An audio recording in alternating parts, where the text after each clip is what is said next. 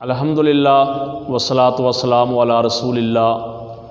آپ صلی اللہ علیہ وسلم کا ارشاد گرامی ہے، جب تم ذوالحجہ کا چاند دیکھو اور وہ شخص جو قربانی کا ارادہ رکھتا ہو، اس کے لیے جائز نہیں کہ وہ اپنے بالوں کو کاٹے یا ناخن تراشے۔ اس سے معلوم ہوا کہ جو قربانی کا ارادہ رکھتا ہے اس کے لیے جائز نہیں ہے کہ اپنے بال کاٹے یا ناخن ترشوائے۔ اب بعض لوگ یہ سوال کرتے ہیں کہ جی ہم نے ناخن تراش لیے ہیں، بال کٹوا لیے ہیں، تو کیا قربانی ہوگی یا نہیں ہوگی؟ ہاں، اس آدمی کی قربانی ہو جائے گی، اس کو ثواب ضرور ملے گا، لیکن اس نے جو غلطی کی ہے اس کو چاہیے کہ اس پر ندامت اختیار کر کے توبہ استغفار کرے۔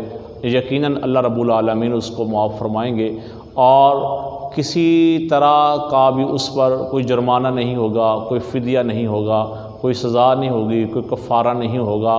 جیسے باقی لوگوں کو قربانی کا ثواب ملتا ہے، اسی طرح اس آدمی کو بھی قربانی کا مکمل ثواب ملے گا۔ اگر آپ کو ہماری ویڈیوز پسند آئیں تو ہمارے چینل کو سبسکرائب کریں اور ان ویڈیوز کو اپنے دوستوں تک شیئر کریں۔ السلام علیکم ورحمۃ اللہ وبرکاتہ۔